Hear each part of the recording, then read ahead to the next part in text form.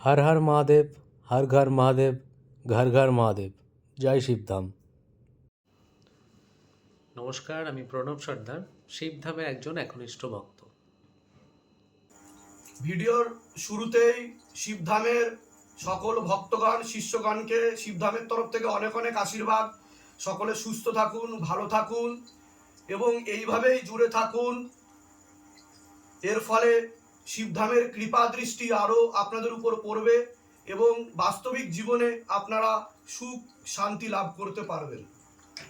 বর্তমান যেটা সবথেকে বড় সমস্যা বহন করছে সেটা হচ্ছে বিবাহ বন্ধন ও কর্মবন্ধন। যেটা দেখতে পাওয়া যাচ্ছে যে আমাদের এখন প্রত্যেকের জীবনে সবথেকে বড় সমস্যা হয়ে দাঁড়িয়েছে বিবাহ বন্ধন ও কর্মবন্ধন।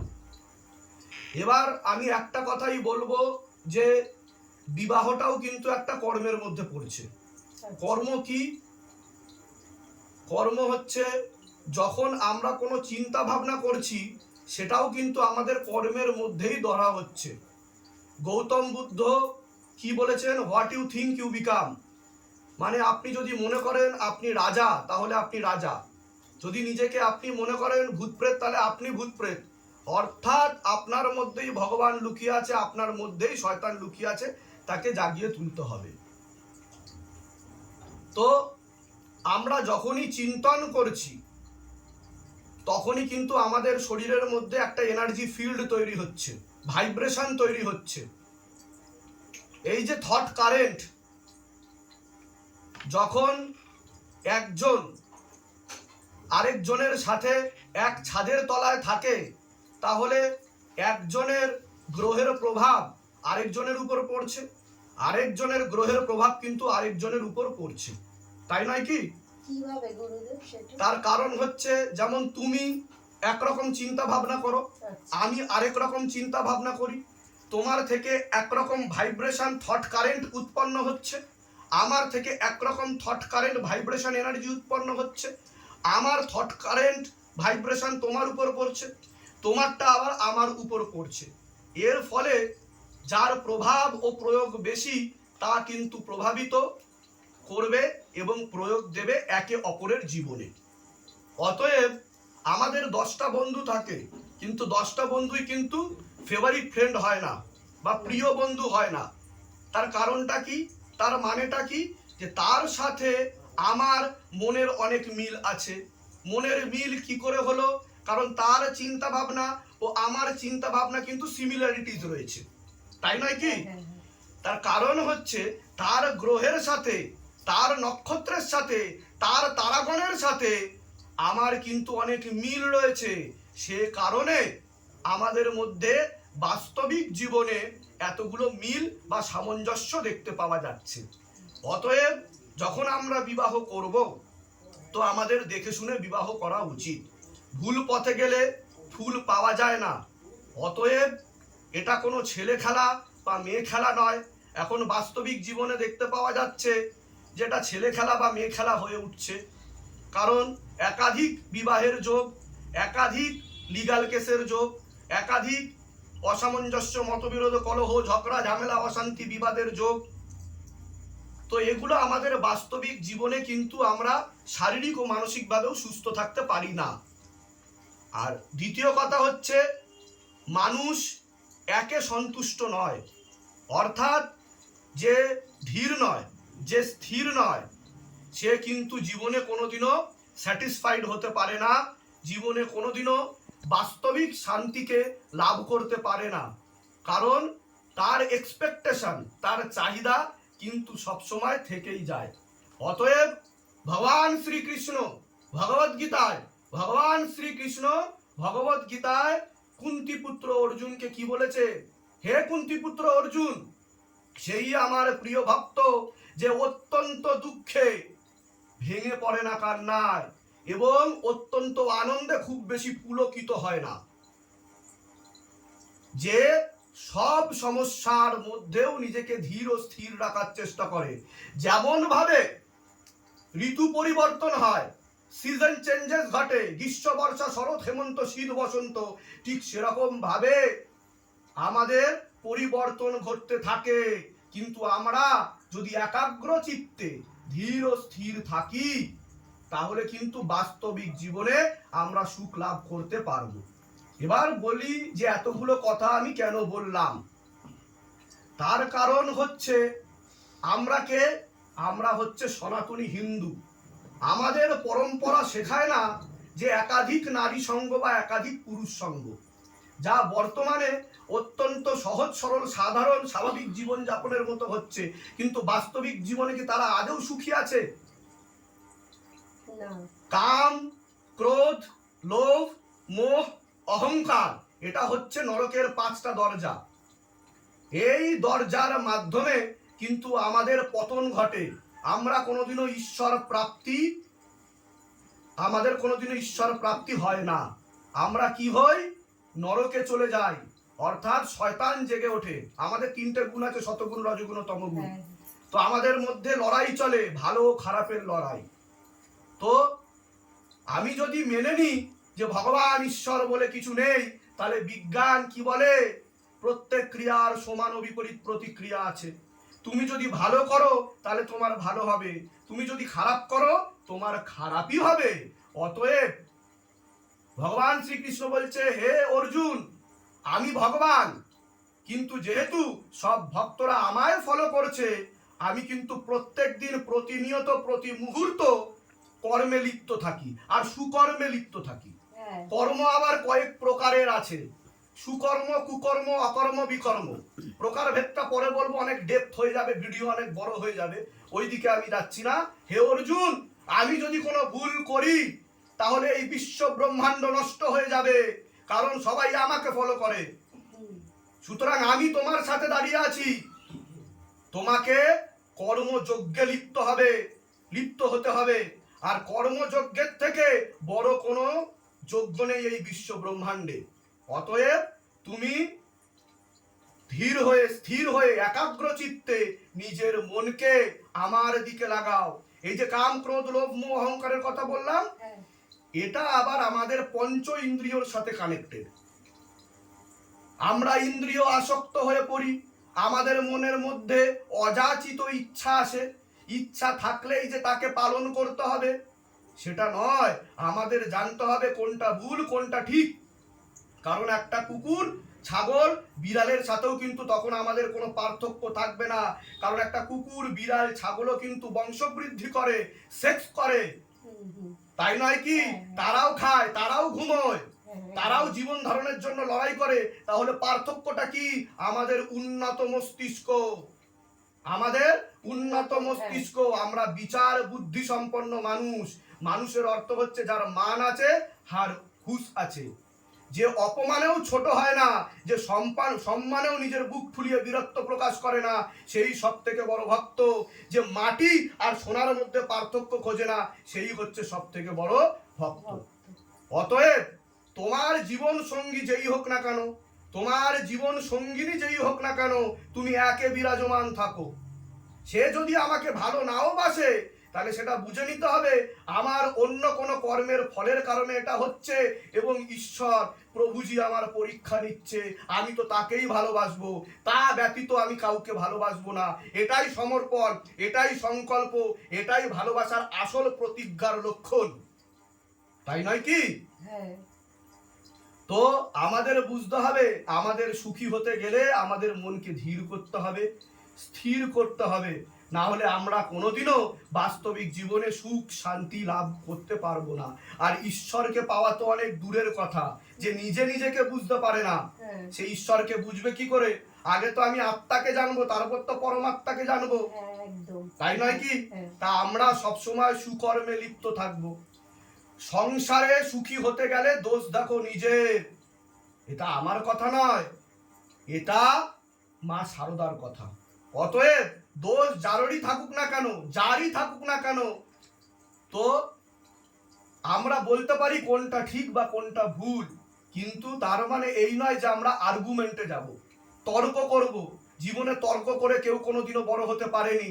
যে বুদ্ধিমান মানুষ সে কিন্তু তর্কে জড়ায় না, ঠিক আছে? যে জ্ঞানী মানুষ সে সব সময় কম কথা বলে, এবং যতটুকু করা দরকার ততটুকু বলে এবং অন্য মানুষের কাছ থেকে জ্ঞান নেওয়ার চেষ্টা করে। ঠিক আছে, তো সচিতানন্দ ভগবান পরমেশ্বরের দিকে আমরা নিজেদেরকে লাগিয়ে আমরা আমাদের জীবনকে সঠিক করে গড়ে তোলার চেষ্টা করব। অতএব আমাদেরকে সবসময় এই যে বিবাহ বন্ধন হচ্ছে, এই যে কর্মবন্ধন হচ্ছে, তা নির্ভর করছে আমাদের উপর। বিশ্ব ব্রহ্মাণ্ডের পৃথিবীর এত বড় কোনো তান্ত্রিক নেই, এত বড় কোনো ভূতপ্রেত নেই যে আপনার ক্ষতি করে দিতে পারে। সব কিছুর জন্য দায়ী এবং দোষী আমরা নিজেই। কেন গুরুদেব? তার কারণ হচ্ছে আমরা বিভিন্ন জন্মের বিভিন্ন কর্মের ফল এ জন্মে ভোগ করছি। আচ্ছা, বোঝা গেল আমি কি বলছি? অতএব আমাদের বুঝতে হবে, আমি যদি ঠিক থাকি তাহলে আমার সামনে যত বড় বিপদ ঘনিয়ে আসুক না কেন, ঈশ্বর আমাকে রক্ষা করবে। হ্যাঁ, আমাকে কেউ ক্ষতি করার চেষ্টা করলেও কিন্তু আমাকে সেই ক্ষতিকে আমি কিন্তু হারিয়ে দিতে পারবো ঈশ্বরের আশীর্বাদে। কারণ সে স্বয়ং আমাকে কিন্তু রক্ষা করছে, তার রক্ষা কবচ। তো আমাদেরকে সর্বত্র তার চিন্তনে থাকতে হবে। যে সন্তান সে বাবা মার সেবা করবে, তাই না? একজন যিনি হাজবেন্ড, তিনি দেখবে যে তার যে স্ত্রী আছেন, যে অর্ধাঙ্গিনী, তার যেন কোনো রকম অসুবিধা না হয়। একে অপরকে শ্রদ্ধা করবে, রেসপেক্ট করবে। কেউ কারোর থেকে ছোট নয়, কেউ কারোর থেকে বড় নয়। একে অপরের সবার আগে বন্ধু হতে হবে। তো সেইভাবে আমাদেরকে চলতে হবে। আজকে শুধুমাত্র এই ইগোর চক্করে অনেক সম্পর্ক নষ্ট হয়ে যাচ্ছে। শুধুমাত্র একটা কথা, আমরা ঝুঁকবো না, কেউ কারোর সাথে ঝুঁকবে না। আরে এই বিশ্ব সমাজ কিসের মধ্যে রয়েছে? কিসের মধ্যে? ঝুঁকে গেলে কি নত হয়ে যায়? না। আজকে বজরংবলী প্রভু শ্রী রামের কাছে বারংবার ঝুঁকে গেছে, তাই না? তাতে কি বজরংবলীর কি জায়গাটা নিচে নেমে গেছে? আজকে পুরো ভূভারতে সারা পৃথিবীতে কতগুলো রাম মন্দির আছে আর কতগুলো বজরংবলী মন্দির আছে আপনারা সকলে দেখুন। তাতে স্থান আরো উপরে উঠে যায়। অর্থাৎ ফলধারী যে গাছ হয় সে সব সময় ঝুঁকে থাকে, যার মধ্যে ফল থাকে না সে কিন্তু মাথা উঁচু করে থাকে, কিন্তু তার দিকে ভুলেও কেউ ঢিল ছোড়ে না। তার কারণ সেখানে তো ফলই নেই, ফুলও হয় না, ছুড়বে কি? তাই না? তো এটাই হচ্ছে ভগবত চিন্তা নিজের মধ্যে জাগিয়ে তুলতে হবে, সর্বত্র সুচিন্তা করতে হবে। অতএব আমরা বন্ধুত্বপূর্ণ সম্পর্ক তৈরি করব, সব সময় নত হয়ে থাকবো, বাবা মার সেবা করব। বাবা মার থেকে বড় গুরু কেউ হয় না। আগে তো বাবা মার সেবা করব, বাবা মার দেখভাল করব, তাই তো? যখন আমরা স্বামী স্ত্রী, যখন আমরা অন্য সম্পর্কে চলে যাচ্ছি, তো একে অপরকে রেসপেক্ট করব। রেসপেক্ট করা মানে ঝুঁকে যাওয়া নয়, তাই না? আমাদের যে দায়িত্ববোধ, ভালোবাসা, তাকে জাগিয়ে তুলব। এই প্রভু কিন্তু আমাদের মধ্যে রয়েছে। আমি যদি কাউকে কটু বাক্য বলি তাহলে বুঝে নিতে হবে তার মধ্যেও শিব রয়েছে, রাম রয়েছে। আমি কি করে ওনাকে কটু বাক্য বলতে পারি? তাই না? তো কাউকে আমি কটু বাক্য বলতে পারি না। যে বোকা, যার বুদ্ধি নেই, এই যে জ্ঞানী ভক্তকে, যে বিচার বুদ্ধি সম্পন্ন, 4 প্রকারের ভক্ত আছে। ঠিক আছে, ভগবত গীতায় বলা হয়েছে, ভগবান শ্রীকৃষ্ণ বলছে আমার প্রিয় ভক্ত হচ্ছে যিনি জ্ঞানী ভক্ত। অর্থাৎ জ্ঞানের মাধ্যমে যে সর্বত্র আমাকে স্মরণ করে সব সময় শিব শিব শিব শিব শিব শিব শিব শিব রাম রাম রাম রাম রাম রাম, তার মধ্যে হারিয়ে যেতে হবে। তাকে বোঝার চেষ্টা করতে হবে, তাকে জানার চেষ্টা করতে হবে, সব সময় ঝুঁকে থাকতে হবে। কোনো ব্যথা পেলে, কোনো খারাপ কিছু আসলে তার জন্যও প্রস্তুত থাকতে হবে। তাহলে কি আমরা বাস্তবিক জীবনে সুখে শান্তিতে থাকতে পারবো। আর যে দু নৌকায় পা দিয়ে চলে, যে ব্যভিচারী জীবন যাপন করে, সে কোনোদিনও সুখী থাকতে পারে না। যা বর্তমানে দেখতে পাওয়া যাচ্ছে, বিবাহ বন্ধন, পরকীয়ায় লিপ্ত হচ্ছে, একাধিক বিবাহের যোগ, এগুলো কেন তুলে ধরা হচ্ছে? কারোর ঘরের কন্ট্রোভার্সিকে দেখানোর জন্য না, আপনাদের সৎপথে আনার জন্য। আপনাদের যে পরম্পরা উঠে গেছে, সে পরম্পরাকে নতুনভাবে জাগরণ করার জন্য, পুনরায় স্থাপন করার জন্য। কারণ আপনাদের দেখে আপনার ছেলের মেয়েরা শিখবে। তারা কি শিখবে?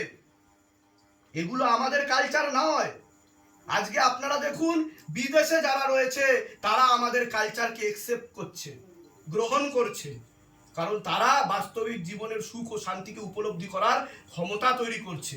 সে কারণে তারা শাড়ি পরছে, তারা ভগবান শ্রীকৃষ্ণ মহাদেবকে আপন করে নিচ্ছে, তারা বুঝতে পারছে কোনটা ঠিক কোনটা ভুল। কিন্তু আমরা কিসের মধ্যে লিপ্ত হয়ে আছি? আমরা নেশার মধ্যে রয়েছি, হ্যাঁ ইন্দ্রিয় আসক্ত হয়ে রয়েছি। এখানে কি বাস্তবিক জীবনের সুখ শান্তি আমরা লাভ করতে পারবো? তো আমরা সুকর্ম করে যাব, আর সুকর্মই হচ্ছে সব থেকে বড় বড় ঈশ্বর সাধনা। আচ্ছা আমি লাস্ট একটা কথা বলে শেষ করব।